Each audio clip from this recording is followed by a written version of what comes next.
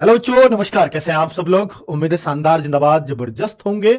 और आपकी तैयारी इस समय बहुत शानदार तरीके से चल रही होगी, ये उम्मीद करता हूं, क्योंकि अब आपके लास्ट के 20 दिन बचे हैं। इन 20 दिन में आप क्या कर गुजर जाओगे मुझे नहीं पता, बट मेरी भी टीम, मैं खुद भी बहुत एक्साइटेड हूं कि मैं आपके लिए क्या कर सकूं। तो मैं आपको अभी अनाउंस कर देता हूं कि जो गागर में सागर का अगर आपको इंतजार हो तो वो मैं 27 तारीख से लेकर के आने वाला हूं पूरी टीम के साथ आपके लिए। और 27 से पहले कुछ क्लासेस मैंने स्टार्ट भी करवाई हैं सैटरडे संडे, और कुछ और होने वाली हैं जो आपके अंतिम समय में बहुत शानदार रिवीजन का काम करेंगी। लेकिन उससे पहले मैं आप सभी लोगों से एक रिक्वेस्ट भी करूंगा कि आप जिस भी स्टेट के हैं और जितने भी आपके मार्क्स आ रहे हैं, आप प्लीज इस वीडियो के एंड होने पर जो ऑफलाइन कमेंट होते हैं उनमें करिएगा। लाइव कमेंट में मैं नहीं पढ़ पाऊंगा सबके, ये ईमानदारी वाली बात है। आप किस स्टेट से हैं, वहां के जनरल एरिया में या बॉर्डर एरिया में, नक्सल एरिया में हैं, तो ये भी लिखें। और आपके कितने मार्क्स चल रहे हैं, ताकि मैं एक माहौल बता पाऊं कि भाई आपको पिछली बार से भी हाई कट ऑफ के लिए तैयार रहना है या नहीं रहना है।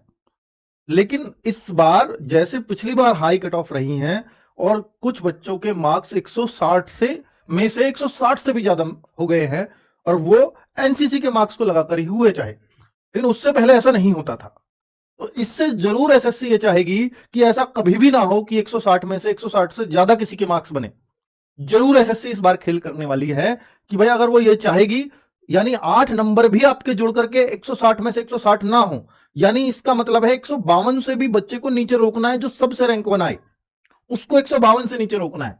तो फिर एक ही तरीके से एसएससी रोक सकती है, वो है पेपर को मुश्किल बना करके।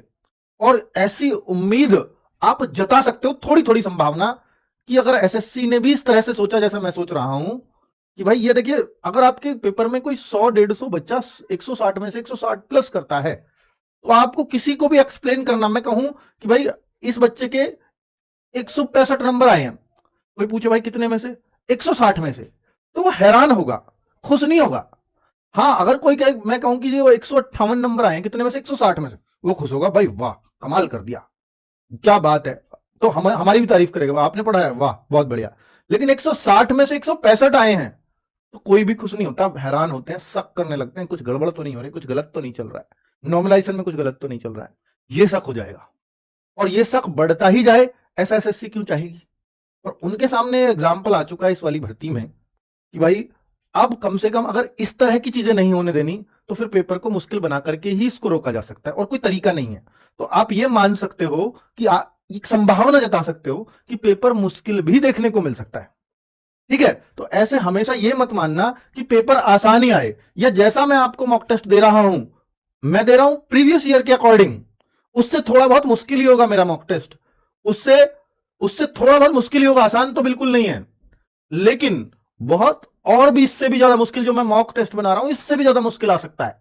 और मैं एक दो मॉक टेस्ट आपको इस बीच में दूंगा भी, आप हताश या परेशान मत होना उस दौरान, अगर मैं कोई मॉक टेस्ट बीच में थोड़ा सा टफ डाल दूं, ये सोच करके, क्योंकि मुझे नहीं पता एसएससी इस बार क्या करेगी, और जो करेगी वो 4 तारीख को बताऊंगा भी कि आपको डरने की जरूरत है या नहीं है, या आपका सेफ अटेम्प्ट क्या हो सकता है, ताकि जो 4 तारीख के बाद के बच्चे हैं उनको एक श्योरिटी मिल सके कि सर बहुत ज्यादा, मतलब हमें परेशान होने की जरूरत नहीं है, बस अपने पेपर को तसल्ली पूर्वक करने की जरूरत है। बच्चों क्या होता है ना कि कई बार जैसे हम पिछली कट ऑफ को ध्यान में रखें, 4 तारीख वाले बच्चे किस माइंडसेट से जाएंगे, क्योंकि मेरे पास भी आइडिया नहीं है, उनके पास भी आइडिया नहीं, किसी के पास आइडिया नहीं है।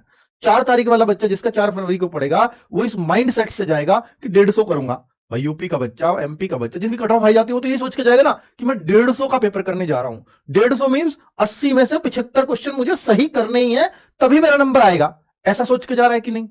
अगर वो ऐसा सोच के जाएगा, और वो सोच के देखो, अगर उसको 3-4 क्वेश्चन शुरू में मैथ में टफ मिल गए, या रीजनिंग में सीरीज ऐसी दे दी उठपटांग 2-3 क्वेश्चन, तो वो कहेगा यार मैं रीजनिंग में तो ये मानता था मैं 19-20 ही करूंगा, और शुरू के 3 क्वेश्चन ऐसे आ गए जो मुझसे बन ही नहीं रहे। तो वो ये मान लेगा कि अभी तो जीएस भी पढ़ी है, अभी तो मैथ्स भी 1-2 क्वेश्चन परेशान करेगा, तो ये मान लेगा कि मेरा 75 नहीं होना, और उसका हो जाएगा दिमाग खराब, यानी सारी मेहनत गई पानी में।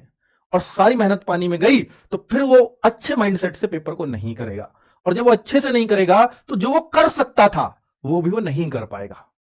तो अगर ऐसी सिचुएशन आपके साथ बने, प्लीज ऐसी सिचुएशन बने, आप किसी भी माइंडसेट से जा रहे हो, कोई भी टारगेट स्कोर लेकर के जा रहे हो, और शुरुआत में ऐसे क्वेश्चन आ जाएं, पिछली बार भी बताया ना, पिछले वीक में भी, शुरुआत में ऐसे क्वेश्चन आ जाएं जो आपको मुश्किल लग रहे हों, तो एक ही बात दिमाग में सोचना कि ये मुझसे नहीं हो रहे ना, मैं बहुत मेहनत करके आया हूं, ये मुझसे नहीं बन रहा ना, ये किसी से नहीं बनेगा।